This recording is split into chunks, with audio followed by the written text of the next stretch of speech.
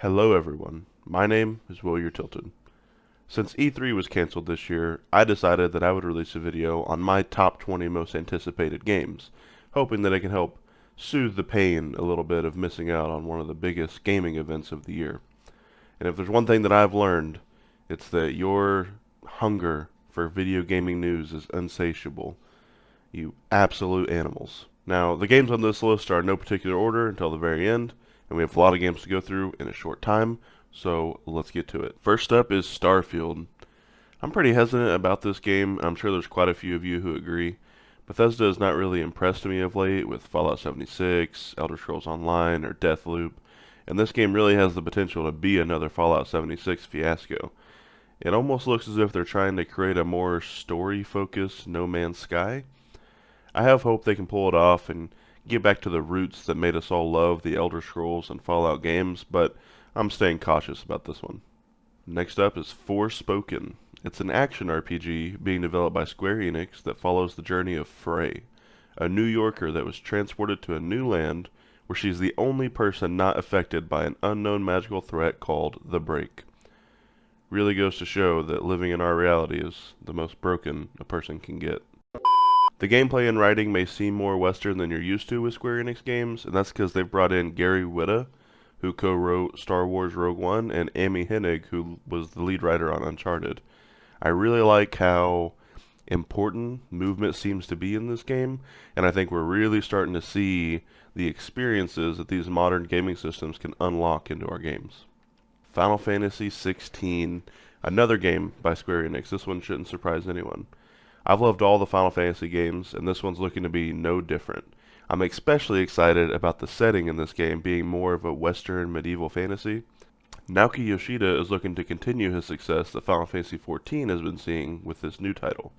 The question is Final Fantasy seeing huge success because of its own merit, or because of a surge of refugees from a certain other game? The goal of Final Fantasy XVI is to give players a breathtaking experience through a combination of expansive storylines, dramatic cutscenes, and real-time battles, including gargantuan-scale icon clashes, all seamlessly connected. It sounds wonderful. Let's just see if they can deliver. Last up for Square Enix is Final Fantasy VII Remake Part 2. Now, I don't have much to say on this one. I love the first one. I'm excited to see where they take the story from here and how they're going to continue to update and expand the game. Warhammer 40k Space Marine 2. I never played the first Space Marine game. I entered the Warhammer universe through Total War Warhammer, and from there found my way to Warhammer 40k. The idea of playing as a badass, near unstoppable Space Marine against endless hordes of aliens and monsters sounds awesome. And I'm ready to hop into it for the Emperor! Warhammer 40k Darktide. Vermintide 2 was one of the most pleasant surprises I've had with a shot-in-the-dark purchase. I loved the team-oriented survival battles against hordes of bad guys. That being said, it did get old when you figure out that the game's story and mechanics are not actually that deep. It's essentially the same mission on a few different locations. I'm hoping that Darktide, with the setting being in the 40k universe, can bring a bit more variation and keep me engaged longer. God of War Ragnarok. Another obvious one. The last God of War was a masterpiece. Inserting a Greek god into the Norse mythology is such a fun concept. I'm so excited for Kratos to interact with more of the Norse gods. I want to see the internal struggle with him as he tries to balance his relationship with Atreus, or Loki, and his natural tendency to dismantle pantheons. Stop thinking like a father for a moment and start thinking like a general! Hogwarts Legacy. I already made a video diving deeper into Hogwarts Legacy. If you're interested, I highly suggest checking it out. I'll add a tag into the video right here. I'm excited to explore the Harry Potter universe without the cast that we are used to seeing. The developers have seemed to pour their heart and soul into this game, and I'm counting down the days until I can don my wand and cloak and head into Hogwarts myself. Nightingale. I've been looking for a game with this concept for years, and I am stoked that my hopes are finally being answered. Nightingale is a shared world survival crafting game set in a fantasy universe. The urge to explore, craft, build defenses, and survive an onslaught of enemies is just too hard to ignore. I can already picture my friends building a base together as we desperately try to stay alive. My favorite part of this game is that it's PvE only. There's going to be no PvP element. PvP definitely has its place in a lot of games, but I think in a shared world survival crafting game, not having it is going to keep everyone focused on what the game's intended to be, instead of just turning it into a PvP, nightmare. Crimson Desert. Crimson Desert is a saga written in blood as you follow mercenaries who are just trying to survive in the lands of Pywell, and your actions have consequences on the story. It's being developed by the creators of Black Desert Online, which has always been a very popular game. I love the way the combat looks, so visceral and intense. I particularly enjoy when my choices matter to the story, as it allows for multiple playthroughs and hopefully endings. I enjoy a bit of role-playing in my role-playing game. The Day Before. This zombie survival game was just delayed, largely due to the developers moving the game to Unreal Engine 5. While I'm sure we're all upset that we have to wait at least 9 more months before this game releases, I think it'll be well worth the wait to ensure the developers get it right. Mass Effect 5. We don't know much about this title yet, as BioWare has had its hands full in recent years. I didn't hate Mass Effect Andromeda as much as other people did. I understand the complaints with it, but I still had fun. I much enjoyed the improved combat, the ability to mix and match class abilities, and I really hope they keep that mechanic. Andromeda had big shoes to fill, coming off the hype of Commander Shepard and his crew. Thankfully, Mass Effect 5 seems to be set in the Milky Way galaxy again. You can see in the trailer a husk of a Reaper, as well as a piece of some N7 armor.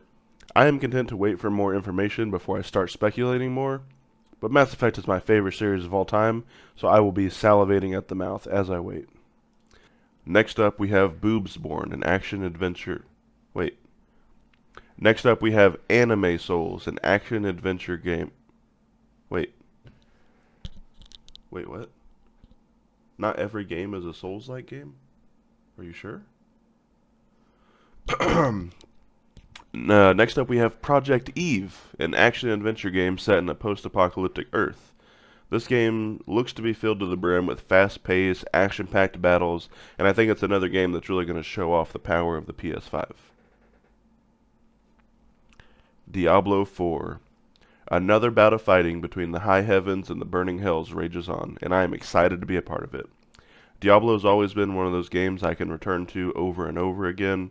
One of my favorite looters. I love the different classes, and I'm excited to get a new journey into Sanctuary. Avowed. This is a game we don't know too much about yet. It's made by Obsidian Entertainment, and it's a fantasy RPG set in the world of Eora, from Pillars of Eternity. I'm sure the game will have that unmistakable Fallout feel that we get from Obsidian games, with a new world and lore to dig into.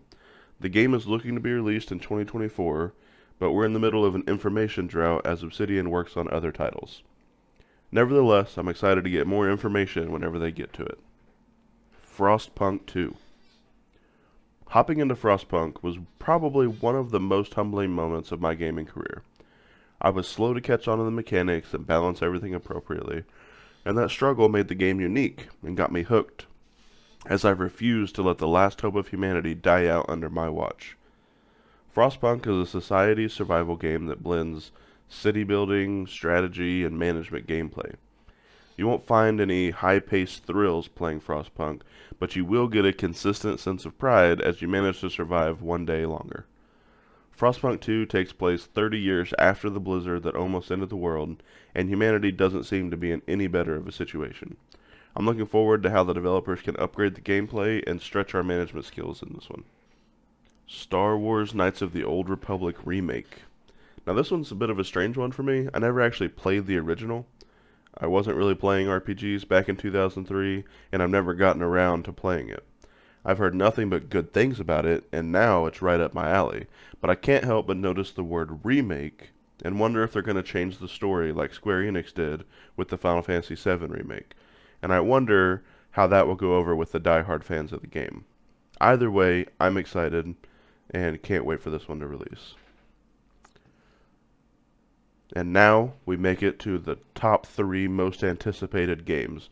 Cue the drum roll. Fable 4. Oh, Fable, how I've missed you. I enjoyed every Fable game so far, including the third one, which got mixed reviews. I enjoyed how much effort they put into the role-playing aspect of the game. You can start a family, become a king, be good, be evil, get a job, whatever you wanted to do. I especially enjoy when the actions and choices that I make dictate the outcome of the game. We don't know much about Fable 4, but I am eagerly awaiting more information in the coming months. Star Wars Eclipse, another Star Wars title. Star Wars games are hit or miss. On one hand, you have the success of Star Wars Jedi Fallen Order, and on the other hand, you have Star Wars Battlefront.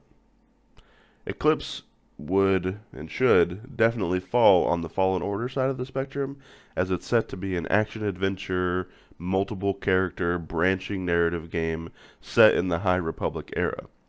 They're really doubling down on the multiple characters and choices have consequences approach, and I'm a huge fan of both of those things.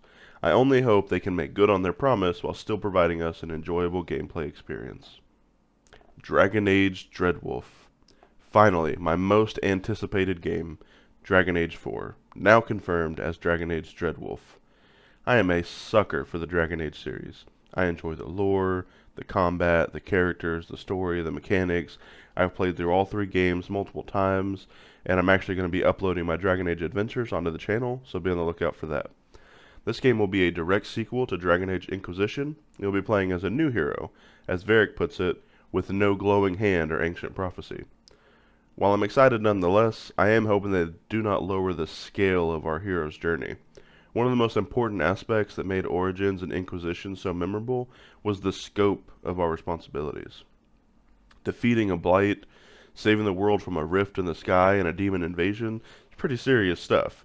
It would be a shame if we were back to cleaning up thugs in back alleys, such as in Dragon Age 2. So there you have it, my top 20 most anticipated upcoming games. If you have one that wasn't on this list, leave it in a comment down below. If you have a game that you want me to do a deeper dive into, such as the features, the news, release dates, etc., let me know that in the comments as well. If you enjoyed this video, hit the like button, consider subscribing if you can handle seeing this ugly mug more often, and I hope to see you guys next time.